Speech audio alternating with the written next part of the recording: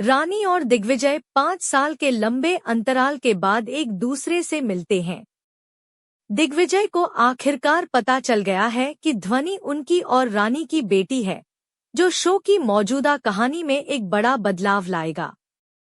दिग्विजय ध्वनि को जबरदस्ती अपने घर ले आता है, जिसके बाद रानी अपनी बेटी को वापस लेने के लिए घर में घुस जाती है, क्योंकि वह कभी किसी को अपनी बेटी को छीनने नहीं दे सकती जिसे उसने जन्म से ही पाला है।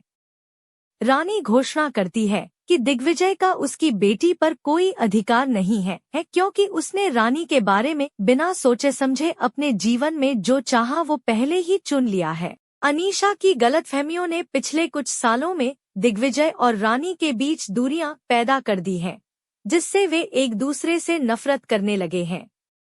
अब दिग्विजय बस यही चाहता है कि ध्वनि उसके साथ रहे, भले ही इसके लिए उसे अपनी बेटी को उसकी मां से छीनना पड़े। कस्टडी युद्ध की शुरुआत के साथ अनीशा को लगता है कि दिग्विजय के जीवन में उसकी जगह को नजरअंदाज किया जा रहा है, जिसके बाद वह घर में हंगामा मचाने के लिए कुछ करती है।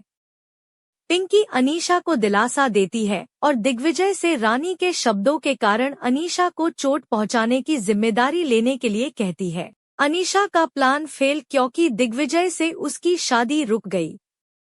हालांकि अनीशा के रोने के बाद भी दिग्विजय की सहानुभूति पाने के लिए वह साफ साफ कहता है कि उन्हें अपनी शादी के बारे में फिर से सोचना चाहिए।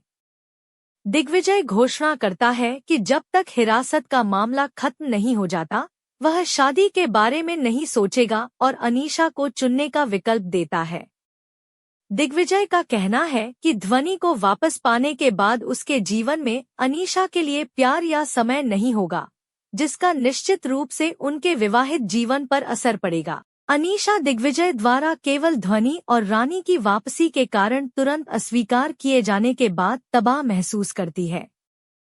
क्या अनीशा इस बार ध्वनि को निशाना बनाने का फैसला करेगी ताकि वह दिग्विजय को अपने पास ले सके? क्या दिग्विजय रानी की वापसी के बिना अनीशा से शादी करने के लिए राजी हो जाएगा?